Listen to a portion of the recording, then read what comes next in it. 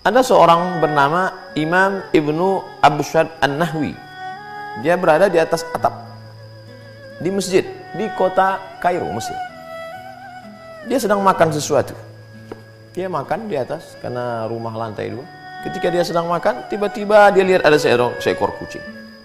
Lalu dia lemparkan segenggam makanan pada kucing itu. Kucing. Dia sedang makan di atas, ada kucing, dia berikan.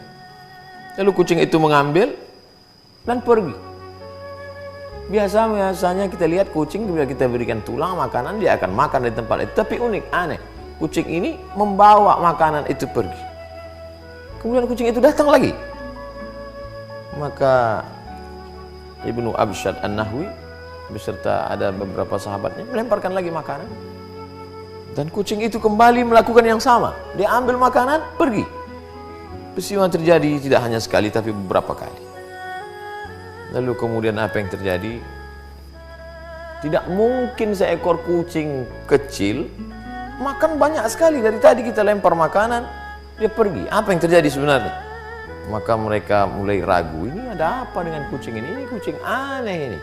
Apa yang terjadi ini?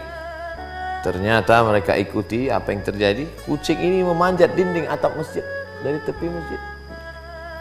Lalu kemudian turun ke tempat kosong. Di balik-balik reruntuhan bongkahan-bongkahan batu, di sana ada seekor kucing, buta. Matanya tidak bisa melihat, tidak bisa mencari makan. Lalu kemudian kucing tadi membawa makanan yang dia terima dari lemparan orang-orang beriman tadi. Lalu kemudian dia hantarkan, dia berikan.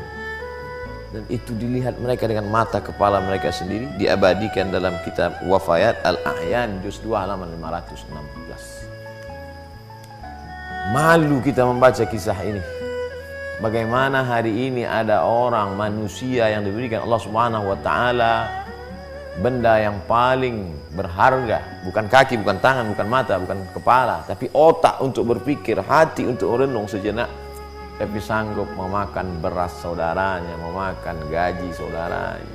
Datanglah seorang miskin yang susah melarat, anak belum makan, istri belum memasak, sewa rumah belum dibayar, kontrakan tuan rumah sedang menuntut, meneteskan air mata, tolonglah Tuhan untuk buka puasa.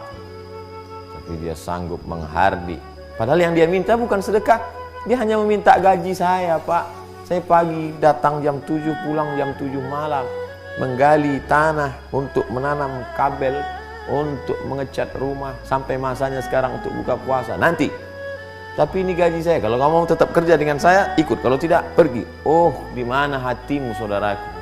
Ini yang disindir Allah dalam ucapan yang amat sangat keras. A'udzubillahi minasyaitonirrajim. Ulaika kal an'am, mereka seperti binatang. Bal hum adall, bahkan lebih hina daripada binatang. Binatang ini, hewan, kucing, dagingnya haram, bertaring, buas, kukunya tajam, tapi ternyata ada kelembutan dalam insting, gharizah, bawaan kucing. Dia ambil itu makanan, bukan untuk dia, tapi dia antarkan kepada seekor kucing buta. Diabadikan dalam kitab para ulama. Faqsusil qasasa, ceritakan kisah-kisah itu wahai Muhammad sallallahu alaihi wasallam.